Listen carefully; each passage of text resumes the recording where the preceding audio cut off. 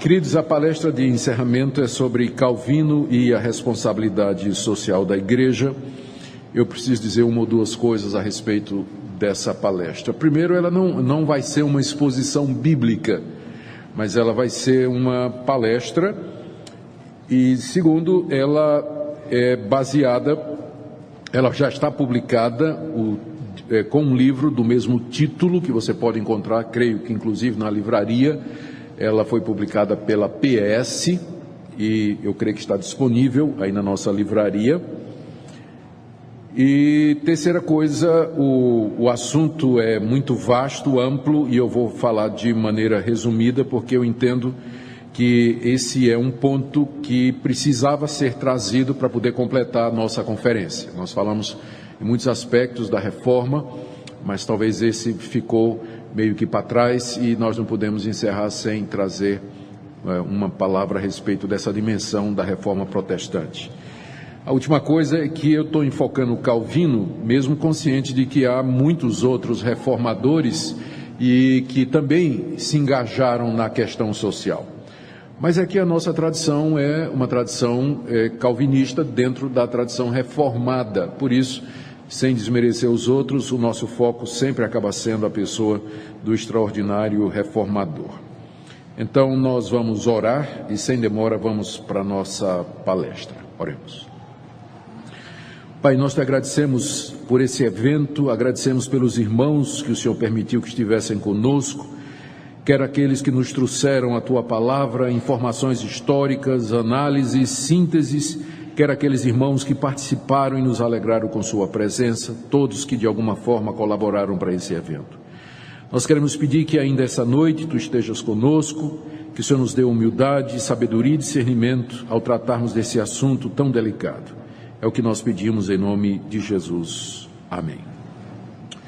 Muito bem, meus irmãos, a reforma protestante, quando vista, contemplada de um ponto de vista mais amplo, quando o quadro maior é trazido, fica claro para quem faz isso que ela teve dimensões sociais e políticas também. A reforma não foi somente um movimento eclesiástico religioso, que tem a ver com a salvação individual e a maneira como eu sirvo a Deus aqui nesse mundo e adoro a Deus no culto. Mas a reforma trouxe implicações sociais e políticas que se estenderam por toda a Europa e que trazem repercussão até o dia de hoje.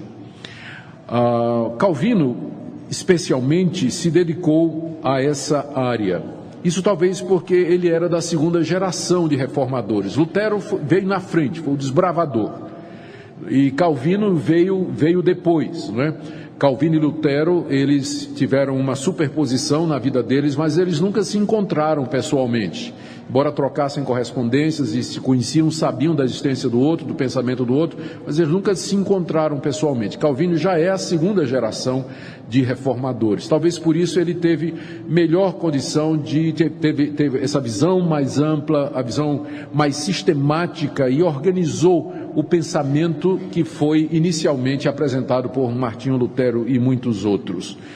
E Calvino, em particular, deu atenção às dimensões sociais e políticas da reforma protestante. Ele procurou entender qual deveria ser o papel da Igreja naquela reconstrução, na reconstrução de uma sociedade justa que refletisse a vontade de Deus em termos de justiça social. Em outras palavras, o que é que esse movimento que Deus começou com Martinho Lutero e que tem a ver com o meu relacionamento com Deus, quais as implicações que ele traz para a sociedade em geral? Então, é isso que nós vamos ver hoje, a resposta que Calvino deu a essa pergunta. Portanto, o alvo dessa palestra é entender o pensamento de Calvino com relação à responsabilidade social da Igreja.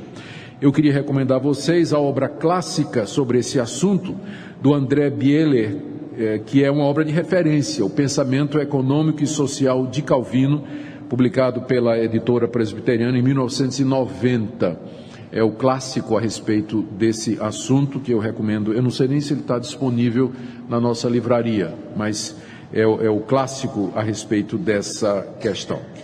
Duas observações antes de entrarmos na palestra propriamente dita. Primeiro, nós não podemos dissociar o pensamento social de Calvino da sua teologia.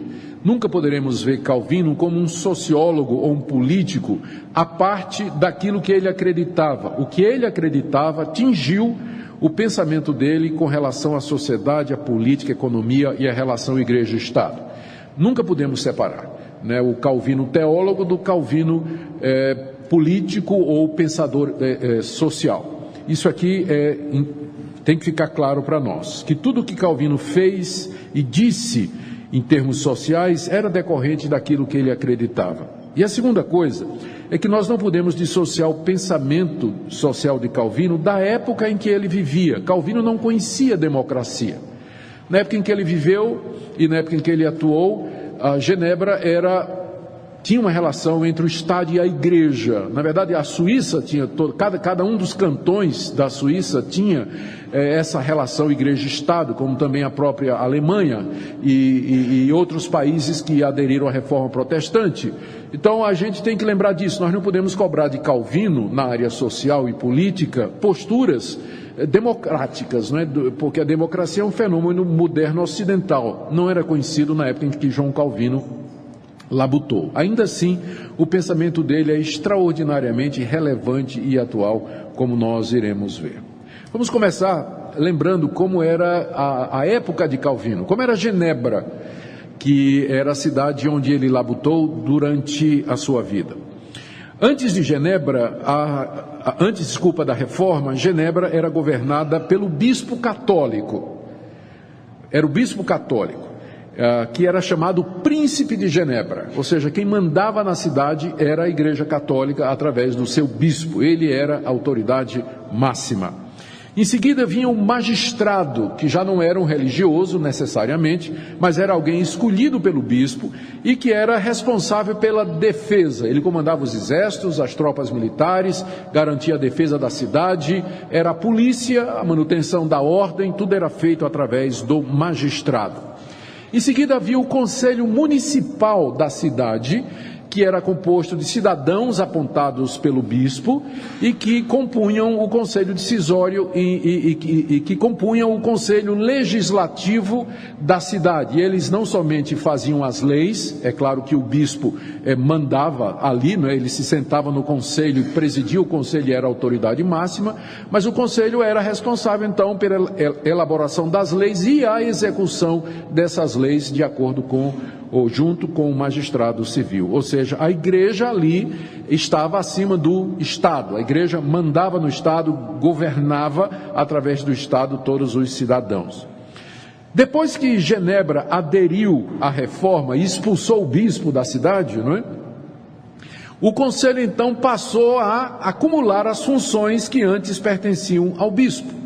Então, quem mandava realmente na cidade, quando a cidade aderiu à reforma protestante, era o conselho municipal, que acumulava todas aquelas funções e que exercia o governo da cidade. E aí, a igreja ficou debaixo do Estado. A igreja reformada, então, ela fica debaixo do Estado. Ela não está acima, como estava no caso da Igreja Católica, mas ela fica debaixo da proteção, do cuidado e às vezes até da interferência do Estado, como nós iremos ver em seguida. E na época de Calvino ainda, Genebra, mesmo depois da reforma, ela era afligida por graves problemas sociais, bem como toda a Europa. Havia pobreza extrema. Lembra que classe média é um fenômeno ocidental, não é? É um fenômeno moderno, classe média. Ou você era pobre e muito pobre, ou você era rico, muito rico. Não tinha muita coisa no meio, não é? Então, havia muita pobreza na Europa, não é? Os impostos eram muito pesados. Para quem reclama no Brasil, não é? Se morasse na época de Genebra, ia chiar muito mais, o mimimi ia ser maior. Salários baixos, extensas jornadas de trabalho. As pessoas, a gente hoje trabalha 8 horas, né? É o padrão, a gente sabe que tem mais, mas a jornada de trabalho naquela época podia chegar a 16 horas por dia, às vezes de 12 a 16 horas por dia, inclusive com trabalho infantil, né? Muitas crianças cedo tinham que entrar num regime de trabalho para poder ajudar no sustento da família. O analfabetismo era agudo, 10% da população, se muito, sabia ler. Alcoolismo era rampante, a prostituição era comum e também o vício do jogo de cartas, onde quem tinha pouco dinheiro perdia um pouquinho jogando baralho, jogando pôquer, truco daquela época, não é? As coisas que havia naquela época. Tinha outros jogos lá, mas era um vício da sociedade daquela época e também em Genebra. Quando a cidade aderiu à reforma protestante e o conselho expulsou o bispo da cidade, quem estava liderando a reforma em Genebra era Guilherme Farel. E Farel, então, junto com o Conselho Municipal, começou a mudar algumas coisas na cidade. Claro, eu não vou nem falar nas mudanças eclesiásticas. Tiraram as imagens da igreja, né, quebraram as imagens, mudaram completamente a liturgia, introduziram a liturgia reformada na igreja. Os católicos tiveram que cair fora de Genebra, né, ou convertia ou caía fora de Genebra, né? Tem que lembrar que era assim naquela época. E a reforma foi, então, implantada por Guilherme Farel na cidade. Ele desativou o convento de Santa Clara e criou o primeiro hospital geral da Europa para atendimento médico aos pobres. O primeiro hospital público gratuito da Europa foi no convento de Santa Clara, em Genebra, debaixo da orientação de Guilherme Farel, assim que a reforma começa em Genebra. E aí o Conselho Municipal passou alguns regulamentos para os cidadãos. Vê só, era proibido o dia santo, acabou feriado, só tinha um dia santo que era domingo. Então todo mundo trabalhava 6 dias durante o ano e descansava um que era no dia de domingo. Tá? Acabou com o dia santo, porque dia santo era católico, né? Então, como agora a cidade era reformada, a igreja era reformada, todos os cidadãos eram reformados, ou de verdade ou na marra, não é? Então acabou o dia santo, não tinha dia santo mais. Acabaram as danças de rua. Então eram as famosas baladas, rodeio, boate, né? O pessoal eram as danças de rua, passou uma ordem, é proibido, não tem mais, fecha tudo. Não, mas desemprego, não, fecha. Jogo de carta, proibido. Se fosse apanhado jogando carta, então ou pagava uma multa ou ia preso, né? Servir bebida durante o tempo do sermão, não podia. Outra hora podia, mas enquanto o pastor estava pregando lá na igreja, né, os bares tinha que fechar. Não podia vender bebida alcoólica durante o tempo da pregação do sermão. E blasfêmia também. Se blasfemasse o nome de Deus, né, dissesse o nome de Deus em vão, ou brincasse com o nome de Deus, então, ou multa ou prisão. Então, essas leis foram passadas. Sermão era obrigado no domingo. Todo mundo tinha que ir para a igreja no domingo, em Genebra. Não interessa se era crente de verdade ou não, né? Tinha que ir e a polícia vigiava as ruas, né? Para ver se tinha gente que estava na igreja ou não. Quem não estivesse na igreja, então era convidado a ir para a igreja, ou se não fosse, então ele podia sofrer algum tipo de sanção. E a educação pública passou a ser obrigatória. Todo mundo tinha que ir para a escola. As crianças tinham que ir para a escola. E nós vamos ver que é em Genebra, sob a orientação de Calvino, que nasce a primeira escola primária pública gratuita da Europa, debaixo da influência de João Calvino em Genebra. Bom, é claro que esse tipo de reforma, não é, traz uma insatisfação muito grande, especialmente se a população não é convertida, não é? Imagina uma pessoa descrente viver debaixo dessas regras aqui. Aí não demorou muito, né? Que houve muita insatisfação contra Farel, contra o Conselho Municipal, ou seja, a cidade começou a virar um caos, precisava de um líder, alguém que chegasse e desse o norte, alguém cuja presença inspirasse confiança e liderança, e essa pessoa chegou lá por acaso e foi exatamente o jovem Calvino, né? Exatamente o jovem Calvino. Calvino chega em Genebra de passagem. Ele, na verdade, estava fugindo de Paris, porque ele foi acusado de ter sido o cara que escreveu o sermão do reitor da Universidade de Paris. A aula inaugural, né? o reitor da universidade fez um pronunciamento para a universidade a favor da reforma. E o pessoal olhou assim e disse, não, isso aí não é o reitor não. Quem é? Pega, descobre. Chegaram em João Calvino, foi o jovem Calvino. E Calvino, quando viu, a gente não sabe se foi Calvino, tudo indica que foi Calvino que fez. Então, quando ele viu que a vida dele estava em perigo, ele fugiu de França, ele fugiu da França. Ele pensou em se refugiar, de Paris, ele pensou em se refugiar em Estrasburgo, onde estava Busser, que era amigo dele, e que ele queria ficar um tempo lá e escrever e tudo mais, mas a estrada para lá, para Estrasburgo, estava fechada pela polícia católica. Então ele só tinha um jeito, ele foi para as bandas de Genebra e o plano dele era passar uma noite em Genebra. E quando ele chega lá, Guilherme Farel, que era o líder de Genebra, toma conhecimento de que o jovem Calvino está lá. E todo mundo conhece a história que Farel vai conversar com Calvino. Me ajuda aqui. Não, que é isso, eu não quero confusão não, eu estou fugindo, quero um local tranquilo para eu escrever. Ele tinha acabado de publicar as Institutas, com 27 anos de idade, primeira edição da Instituta, ele tinha acabado de publicar. Tá certo? Ele disse, não, eu quero trabalhar nos meus livros, quero pensar, quero escrever. Aí Farel disse, não, mas você tem que ficar aqui, me ajuda aqui. Se você não ficar, aí pôs a mão em cima do Calvino e amaldiçoou Calvino. E se você não ficar, a mão de Deus vem contra você. E de lá que Calvino, temendo e tremendo, resolveu ficar, Ele foi então persuadido por Farel e ficou para solidificar as reformas eclesiásticas e sociais em Genebra. E era exatamente o líder que a igreja estava precisando. Então ele começa a pregar na Catedral de São Pedro, ele tem uma equipe de pastores com ele, ele começa a então promover e ajudar estas reformas em todo lugar. Todo mundo conhece a história, não cabe aqui, mas depois de um tempinho de lua de mel, as divisões entre ele e Farel e o Conselho Municipal sobre a administração da ceia, a disciplina eclesiástica, a relação com o Estado, a coisa ficou tensa e o Conselho expulsou Calvino de Genebra. E Calvino finalmente, ainda bem que me expulsaram, ele consegue chegar em Estrasburgo, onde casou, ficou lá com um amigo dele, escreveu livros, produziu, até que Farel foi buscar ele de volta. Ruim contigo, pior sentido. Você tem que voltar. Nós precisamos de você lá em Genebra. Está um caos. Nós precisamos de você.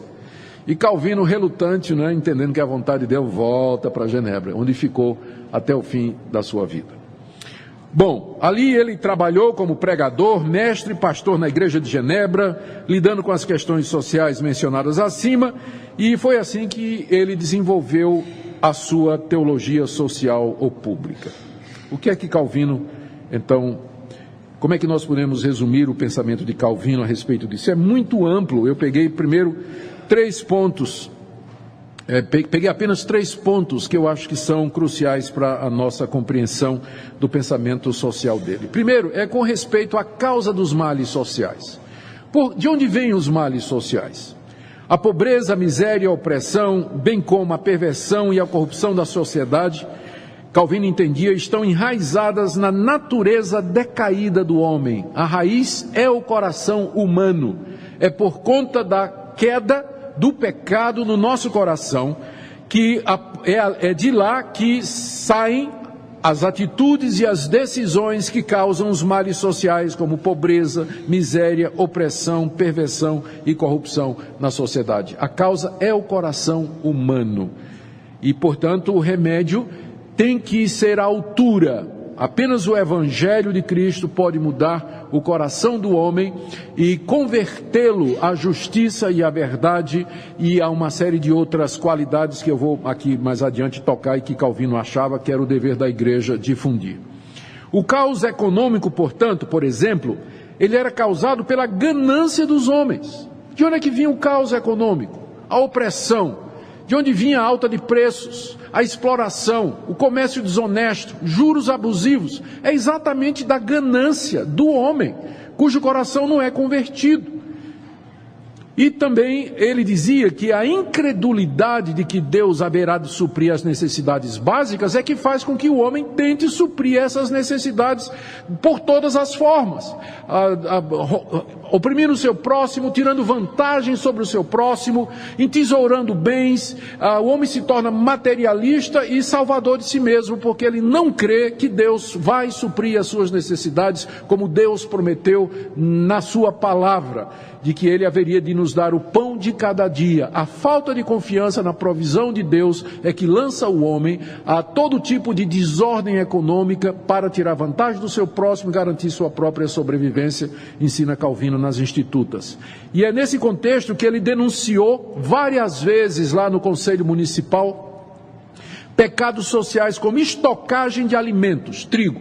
Os produtores de trigo lá, os vendedores de trigo, eles estocavam o trigo, havia então a necessidade no mercado e aí o preço subia. Calvino ia no Conselho Municipal e denunciava, ó, fulano e tal, cidadão fulano, cidadão fulano, cidadão fulano. Calvino e os pastores que estavam com ele, não é? Eles denunciaram várias vezes ao Conselho Municipal de Genebra comerciantes que estocavam dinheiro para poder elevar os preços. Ele dizia que isso não podia, era pecado mesmo. Os monopólios, igualmente, Calvino e os pastores de Genebra denunciaram junto ao Conselho Municipal. A especulação financeira, juros abusivos, tudo isso foi denunciado por Calvino e pelos pastores ao Conselho Municipal como sendo pecado e violação da lei de Deus. E Calvino entendia que tudo isso tinha origem no coração do homem. E o problema é o coração corrompido. A ganância e a incredulidade eram a causa de todas estas coisas acontecerem. Então esse é o primeiro ponto que eu queria destacar aqui do pensamento de Calvino, que tem aplicação à perspectiva ou ensino dele com relação à relação da igreja com a sociedade. O segundo ponto aqui, que a gente precisa também lembrar da teologia de Calvino e que tem impacto para essa questão social, é o conceito do senhorio absoluto de Jesus Cristo. Para Calvino, o Cristo vivo e exaltado é Senhor de todo o universo. E quando ele discute sobre isso, ele aponta para os milagres que Cristo exerceu sobre a ordem natural, que provavam essa realidade. Ao transformar água em vinho, andar sobre as águas e multiplicar pães, Cristo estava mostrando que ele era Senhor da natureza, de toda a realidade, que ele comandava o universo. E o seu senhorio, portanto, não é apenas sobre mim, indivíduo, e sobre a minha alma, mas sobre toda a realidade. Portanto, essa restauração que Cristo faz, que começou a fazer com sua vinda, e a partir do avanço do Evangelho, depois do dia de Pentecostes, essa obra de restauração, ela não se limita apenas à nova vida que Deus dá ao indivíduo, mas abrange a restauração de todo o universo, o que inclui a ordem social e econômica. A restauração que Cristo começou não é só individual. Se alguém está em Cristo, é uma nova criação. Calvino entendia que essa nova criação, essa nova criatura, ela tinha uma abrangência muito maior do que apenas a questão da salvação individual dos pecados, mas abrangia também a restauração de toda a ordem social e econômica. Se Cristo é o Senhor de toda a existência humana, portanto, era dever da igreja dar atenção às questões sociais e políticas. Então essa visão de Calvino do senhorio absoluto de Cristo sobre todas as áreas da vida também controlava a maneira como ele olhava para as questões sociais dos seus dias. Ele não via aquilo como sendo simplesmente uma coisa do Estado. Ou então isso aí é do mundo mesmo, né? A igreja deve só se preocupar com a salvação individual e fazer com que os crentes vivam uma vida santa diante de Deus. As outras questões são coisas do mundo, isso aí é o Estado que vai resolver. Não. A visão de Calvino era muito mais ampla, como nós acabamos de ver aqui. O terceiro ponto, que eu já antecipei, era a questão da restauração da sociedade. Aqui é importante a gente entender o que é que nós queremos dizer com isso. A restauração que Calvino fala e que foi inaugurada por Cristo ocorre inicialmente no seio da igreja. Ocorre inicialmente no seio da igreja. Na igreja, as diferenças exacerbadas entre as classes sociais, econômicas e raciais desaparecem, pois Cristo de todos faz um único povo. O que era a igreja? Eu vou usar agora uma linguagem moderna. Era a sociedade alternativa.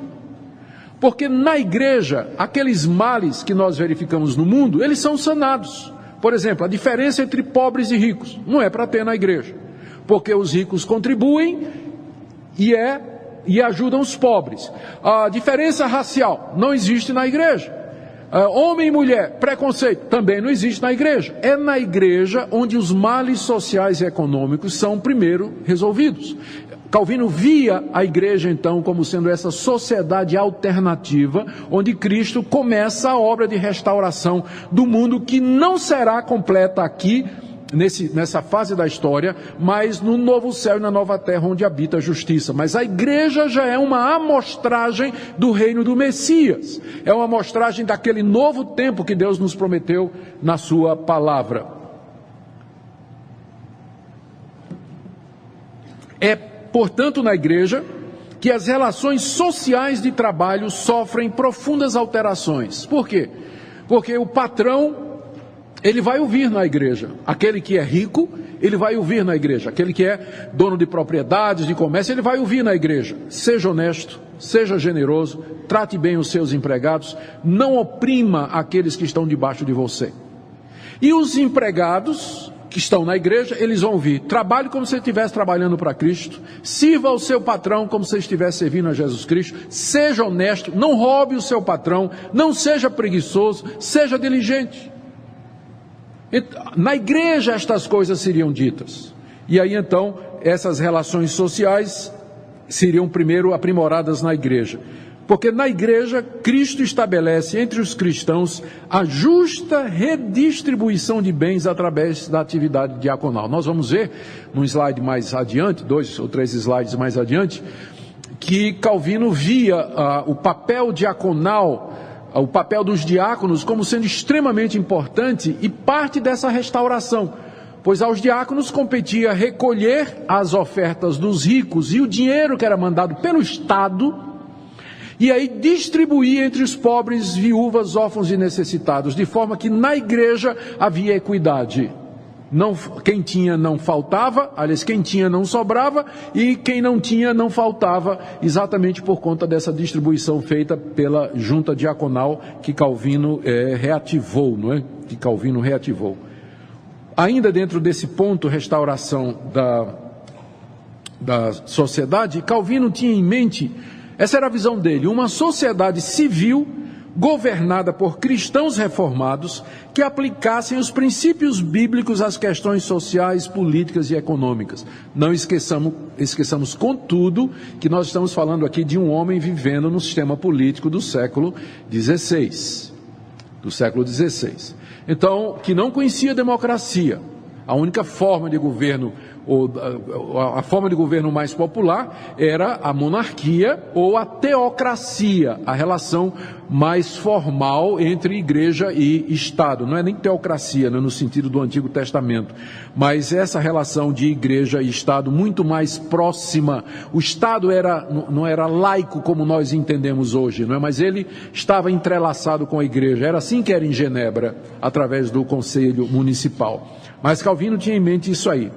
Portanto, essa reforma da sociedade, ela não seria completa nem perfeita, visto que os efeitos do pecado não são de todo eliminados na nossa época. Calvino não era um utópico, um visionário, que achava que de alguma forma os efeitos do pecado que impactam a ordem social, eles seriam eliminados durante esse período aqui no mundo, não é? Não, ele sabia que isso só seria completo na vinda do Senhor Jesus, mas até lá a igreja seria a melhor amostragem daquilo que Cristo vai fazer no novo céu e na nova terra, onde habita a justiça. A plena abolição dos distúrbios, agora presentes na ordem social, segundo Calvino, só se efetuará plenamente no reino de Deus, no fim dos tempos, para o qual marcha toda a história dos homens e do universo. Diante disso, então, qual é a responsabilidade da igreja, a responsabilidade social da igreja? Nós vamos dividir em 3 partes aqui. Vamos começar com aquilo que nós poderíamos chamar de ministério didático. De acordo com Calvino, o ministério didático da igreja consistia na instrução pública e particular, através de sermões e orientação individual, quanto ao ensino bíblico sobre a administração dos bens outorgados por Deus ao Estado e ao indivíduo. Ou seja, qual é a função da igreja? Primeiro, é uma função didática. compete à igreja instruir os seus membros sobre economia doméstica, mordomia, aí vem aqui, trabalho e descanso. Os membros da igreja têm que aprender o que é que a Bíblia diz sobre trabalho. Trabalho é digno, trabalho glorifica a Deus, trabalho é necessário. Por que é que eu vou trabalhar? Quais são as razões pelas quais eu trabalho? O descanso, que é necessário, que é bíblico, que a gente não pode deixar de ter sob o risco de sofrer na pele as penas disso. Eu não sou uma autoridade para falar disso. Encorajamento ao trabalhador. O trabalhador precisa ser encorajado, e aqui entra a doutrina do sacerdócio universal de todos. Lembra que Calvino e Lutero particularmente, mas Calvino também, eles desenvolveram esse conceito de que todo trabalho é sacerdócio, que você honra a Deus e glorifica a Deus sendo um diarista, trabalhando na fazenda de alguém, da mesma forma que o pregador, um ministro do Evangelho que prega a palavra de Deus aos domingos na sua igreja. São funções distintas, mas o trabalho é igual. Nós temos diferentes vocações e chamados na vida, e o trabalhador, então, ele precisa ser encorajado de que o trabalho que ele está fazendo na feira, vendendo pastel para sustentar a família, aquilo é tão digno e tão honrado como se ele estivesse ocupando o posto de primeiro-ministro lá do país dele, ou presidente da república, ou qualquer outra coisa, ou um pregador do evangelho. Então, essa ênfase de Calvino, ela se refletia nesse encorajamento para o trabalhador. Também competia à igreja, dentro do seu ministério didático, repreender os membros que estavam incorrendo em pecados sociais, como prática de juro excessivo, vadiagem, preguiçoso. Por que não está trabalhando, irmão? Não sabe comer? Não. Tem que trabalhar. Vadiagem é pecado. Então, era ensinado na igreja de Genebra isso. A igreja tinha que ensinar, falar contra a preguiça, contra a vagabundagem, tinha que falar contra isso. E também causar desemprego pela ganância. Não é? Os ricos lá que de vez em quando, não é, mandava trabalhador embora, demitia gente, né, simplesmente para aumentar o lucro, era repreendido por isso também, né, porque às vezes a ganância leva a pessoa a fazer enxugamentos que, né, alguns enxugamentos são necessários, mas outros nem tanto, é só ganância mesmo. Como ganhar mais? Resposta: demitindo. Às vezes isso é preciso fazer. Né, em situação de crise, infelizmente, às vezes é preciso fazer. Mas Calvino achava que, inclusive nós vamos ver o reflexo disso mais adiante, ele achava que isso não estava correto. Então, esse era o ministério didático da igreja. Infelizmente, a gente temos que reconhecer que são poucas as igrejas que falam a respeito desses assuntos. Quando as igrejas vão falar sobre esse assunto, fala da teologia da prosperidade. Para resolver os problemas sociais e econômicos, o que o brasileiro sabe, o brasileiro evangélico sabe, é fazer campanha, promessa, compromisso, intenção, propósito, né, para ver se dá alguma coisa para Deus, para ver se Deus dá alguma coisa de volta. Mas nunca foi esse o pensamento reformado, e é completamente incompatível com a teologia da prosperidade que é tão conhecida aí nos nossos dias, né? O ministério da igreja, o ministério didático, é instruir o crente como cidadão, como ganhar o seu pão, quer seja empregado, quer seja patrão, como utilizar esse recurso e assim por diante. Depois, em segundo lugar, a igreja tem um ministério político, e aqui é um pouquinho mais complicado. A relação entre igreja e Estado no pensamento de Calvino procedia da sua interpretação de Romanos 13, onde os governantes são chamados de ministros de Deus. E a palavra que é usada ali para ministro, autoridade, é ministro de Deus para o teu bem, é a palavra diácono, diáconos, que é a palavra que significa exatamente isso, diácono, e que às vezes é a mesma palavra usada para se referir ao ministro do Evangelho. Então Calvino entendia que são duas instituições, ambas procedentes de Deus, a igreja e o Estado, as duas procedem de Deus. E elas têm funções distintas, embora elas andem juntas. Qual é a missão do Estado para com a igreja, então? A missão do Estado para com a igreja, no pensamento de Calvino, era prover o sustento da igreja e garantir a pregação fiel do Evangelho na terra. Competia ao Estado sustentar a igreja, ou seja, mandar recursos para que a igreja fizesse a sua obra social, cuidasse dos pobres, atendesse os necessitados e sustentasse os seus pregadores e ministros que iam fazer o trabalho de visitação, o trabalho de aconselhamento e de pregação da palavra. Então competia ao Estado, já que ele é instituído por Deus, Romanos 13, cuidar da outra instituição de Deus, que é a igreja.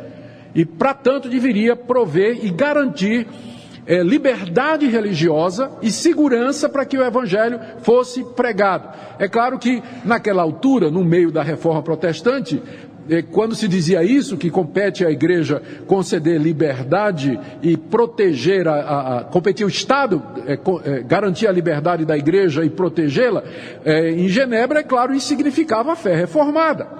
E não outras expressões religiosas, mas somente a fé reformada, não é? Então, se chegasse lá alguém, era garantida a pregação reformada em Genebra. Se alguém chegasse lá pregando outra coisa, então não tinha segurança nenhuma, né? Não tinha segurança absolutamente nenhuma. Nós estamos falando de Idade Média, tá? Então, essa era a visão. Mas o raciocínio de Calvino é isso: o Estado não é ministro de Deus? Então, compete ao Estado garantir que a outra instituição, que é a igreja, ela seja segura, ela seja mantida e que ela tenha liberdade de expressão. A essa altura, aqui, não se falava em liberdade de expressão para todas as crenças, né? Tá muito longe do pensamento de Calvino isso, né? Isso está além do tempo dele. Mas é a raiz, já é a primeira semente plantada para mais adiante nós chegarmos ao conceito do Estado laico. É um Estado que não tem compromisso com nenhuma religião em particular, mas que protege a todas, dando a todos os cidadãos o direito de crer no Deus que quiserem, que é o que deveria ser o Estado laico hoje, né? A gente sabe que o Brasil oficialmente é um Estado laico, mas na prática é um Estado ateu. Ou seja, ele é contra manifestação cristã ou a presença cristã, estou falando mais dos evangélicos, dos cristãos em geral, mas dos evangélicos em particular, no cenário público e nas questões políticas e sociais. Todas as outras religiões podem dizer o que quiser, mas se o cristão falar, então já sabemos o que vai acontecer, não é? Mas a ideia da liberdade de expressão religiosa, ela em semente está aqui no pensamento de Calvino, quando ele dizia que o Estado devia garantir o direito da igreja de funcionar e de pregar o evangelho. Por outro lado, o Estado não devia interferir na igreja, como acontecia antes da reforma chegar em Genebra, que o bispo, a igreja se metia no Estado, né? E o Estado, então, com o poder do bispo, ele dizia o que é que tinha que ser feito e tudo mais.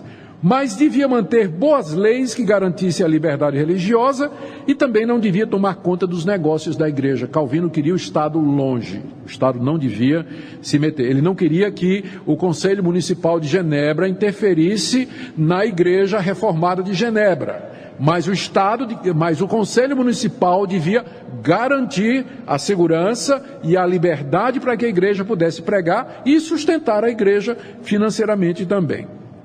Mas então qual seria a missão política da igreja, vindo agora de lá para cá? Competia à igreja a orar pelas autoridades constituídas, reconhecer que elas estão ali por mandado de Deus, respeitá-las, honrá-las, adverti-las quando elas errassem. Não poucas vezes Calvino compareceu ao Conselho Municipal de Genebra para advertir o Conselho sobre determinadas atitudes e decisões que eles tomaram. A igreja deve tomar a defesa dos fracos e dos pobres e solicitar do Estado medidas disciplinares quando necessárias. E aqui é que entra o famoso caso de Serveto, que eu vou ter que falar, não é? Todo mundo, de alguma forma, já ouviu falar desse episódio na vida de Calvino. Calvino é frequentemente acusado de ter mandado queimar vivo o médico espanhol Miguel Serveto, por heresia em Genebra. Eu creio que todo mundo aqui já ouviu essa história, não é? Eu descobri hoje um crente que nunca tinha ouvido falar dessa história. Eu disse, então assiste hoje à noite que vai ser muito bom para você, não é? Talvez alguns não saibam, que são novos na fé, mas Calvino ele é acusado de ter condenado à morte, à fogueira, esse espanhol chamado Miguel Serveto, por crime de heresia religiosa.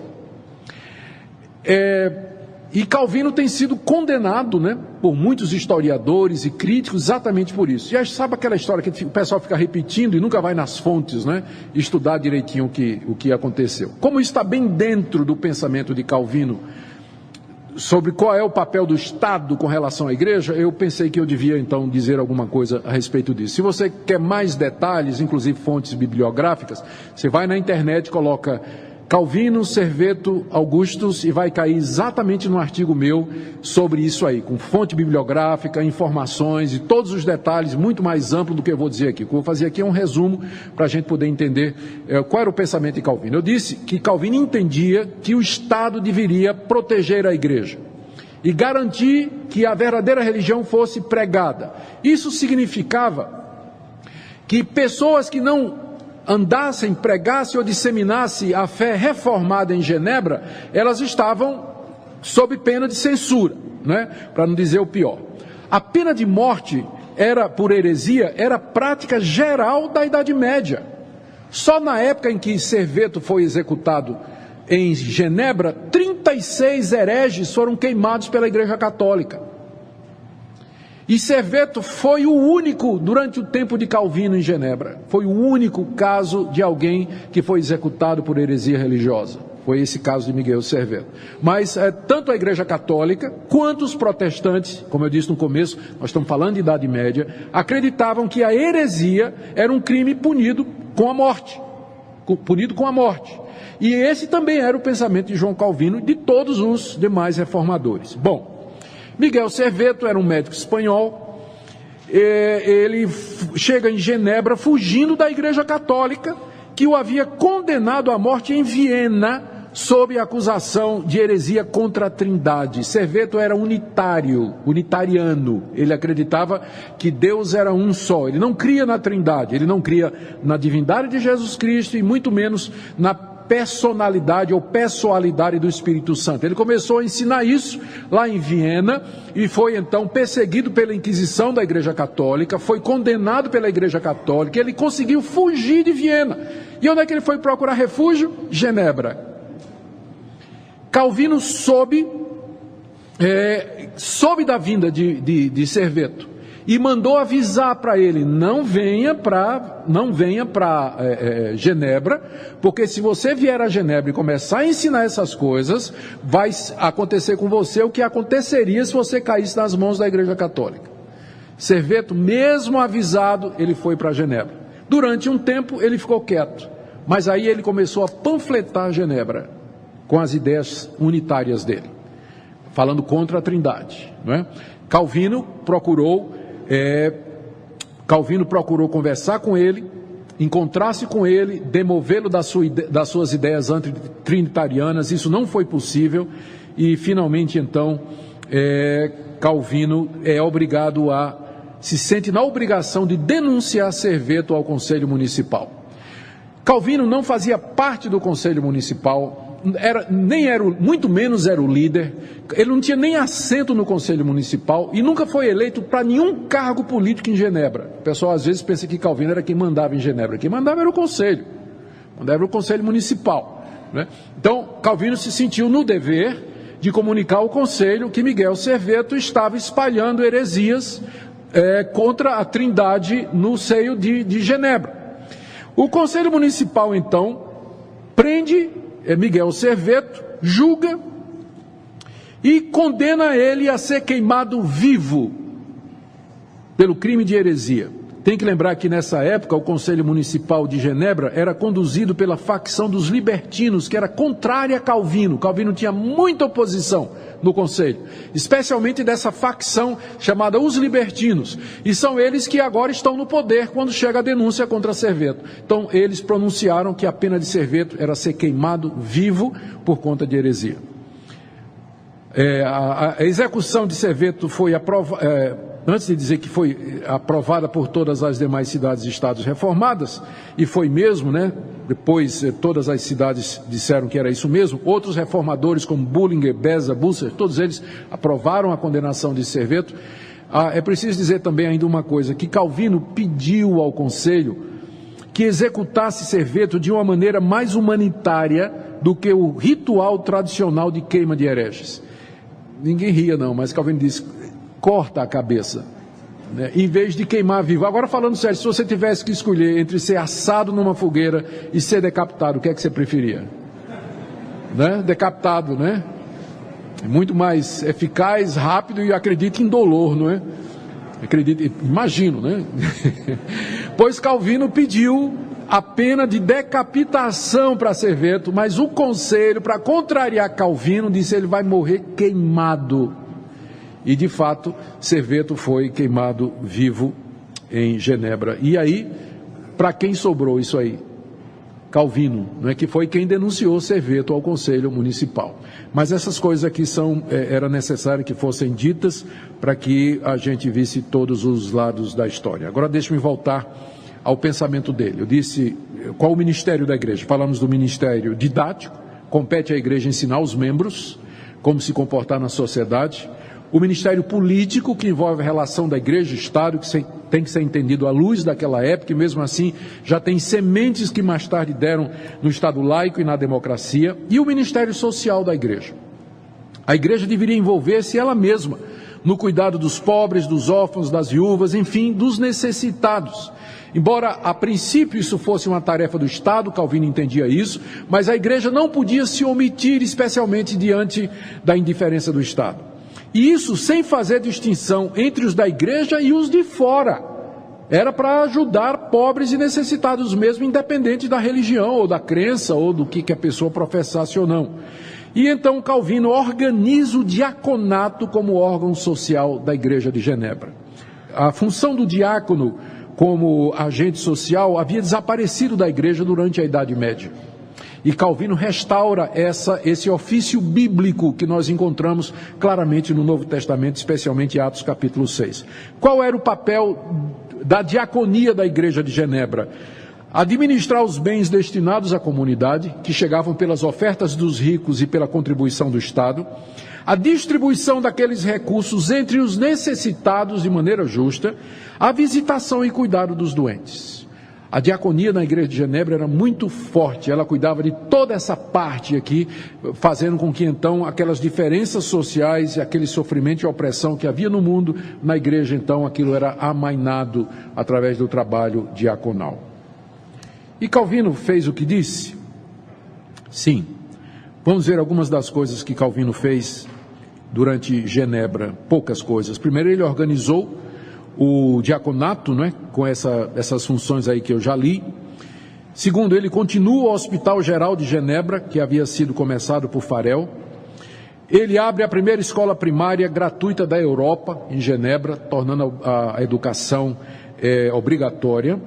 E ele e os pastores constantemente intercediam junto ao conselho por conta de todas aquelas coisas que nós mencionamos. Mais adiante ele vai fundar a Academia de Genebra, que deu origem à hoje Universidade de Genebra. O alvo dele era treinar os jovens, é interessante, né? Na peça de fundação da academia, ele queria começar já com a universidade, mas não tinha dinheiro, o Conselho Municipal não tinha dinheiro. Então ele começa com uma modesta academia.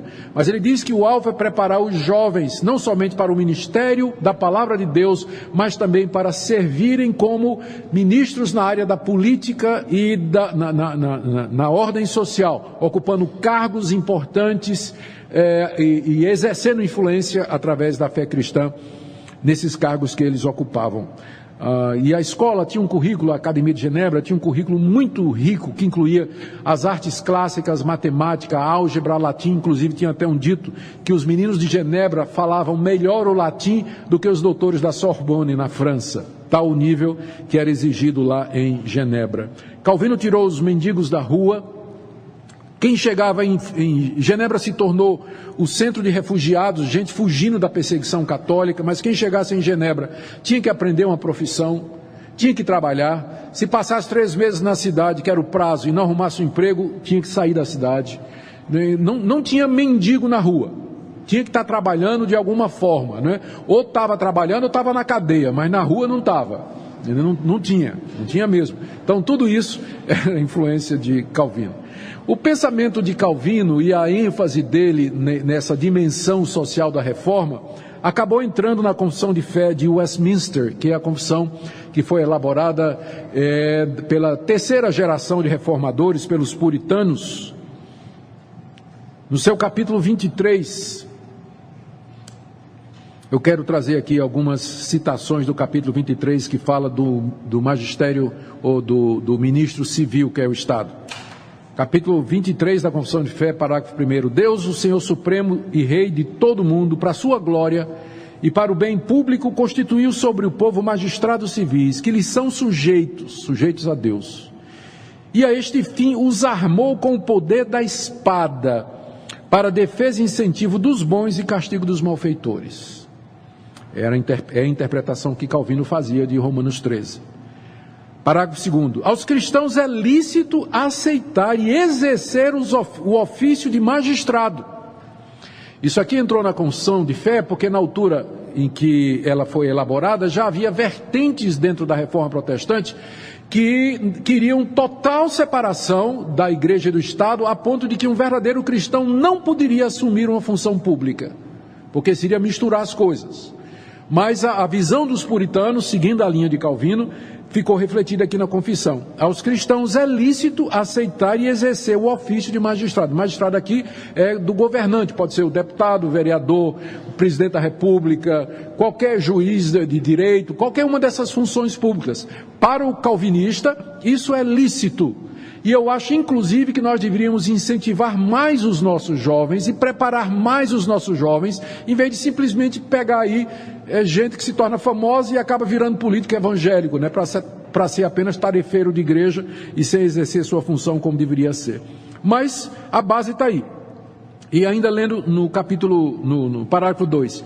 E em sua administração, esses cristãos que ocupam o papel de magistrado devem especialmente manter a piedade, a justiça e a paz, segundo as leis salutares de cada estado. Olha aí que coisa bonita, né? E como apropriada para o nosso país.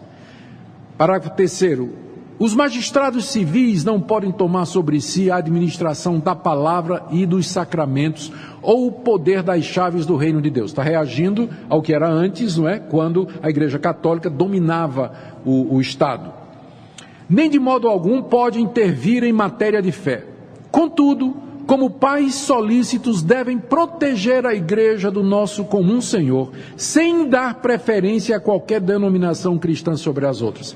Isso aqui foi escrito quase 200 anos depois de Calvino, e você percebe que agora a visão já é mais ampla, né? Quando fala em preservar a liberdade, ele já diz de todas as denominações cristãs. Na época de Calvino era fé reformada. Então, Serveto, né, sofreu o que sofreu. Mas agora os puritanos, sucessores de Calvino, eles já ampliam o conceito de liberdade religiosa, como aparece aqui na Confissão de Fé. Para que todos os eclesiásticos, sem distinção, gozem plena, livre e indisputada liberdade de cumprir todas as partes das suas sagradas funções sem violência ou perigo. Aí no parágrafo 4º, é dever do povo orar pelos magistrados, honrar suas pessoas, pagar-lhes tributos, com destaque aqui para honrar suas pessoas, vou falar daqui a pouco sobre isso, pagar-lhes tributos e outros impostos, obedecer às suas ordens legais, sujeitar-se à sua autoridade, e tudo isso por amor da consciência do cristão para com Deus. Note agora, incredulidade ou indiferença de religião não anula a justa e legal autoridade do magistrado.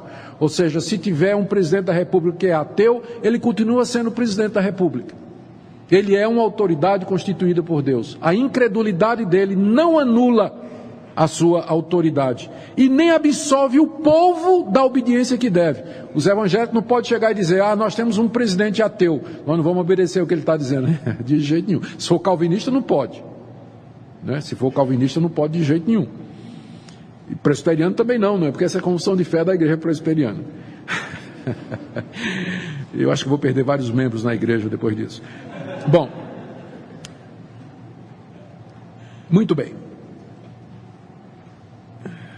Deixa eu mostrar aqui também a influência do pensamento de Calvino no Catecismo Maior de Westminster, no 6º mandamento: não matarás. Aí tem a pergunta 136, quais são os pecados proibidos no 6º mandamento? O mandamento é: não matarás. Resposta: os pecados proibidos no 6º mandamento são tirar a nossa vida ou de outro, exceto no caso de justiça pública, pena de morte, guerra legítima ou defesa necessária. que eram os 3 casos em que, até hoje, os calvinistas acreditam que tirar a vida é lícito em justiça pública, ou seja, compete ao Estado quando tiver a pena de morte, guerra legítima em defesa do país ou defesa necessária, por exemplo, se um ladrão entrar na minha casa e for ameaçar a minha família. Então, do ponto de vista do calvinismo, esses 3 casos permitem tirar a vida.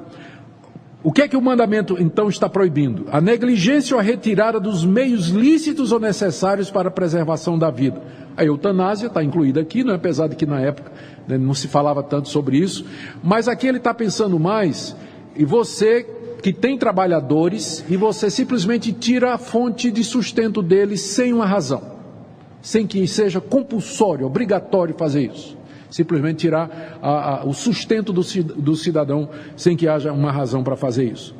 A ira pecaminosa, olha aí, ó, a ira pecaminosa, como assim? O ódio, a inveja, desejo de vingança, como é que isso é quebra do 6º mandamento? É porque vingança, raiva, ódio, é você tomar veneno e querer que o outro morra. Não é isso?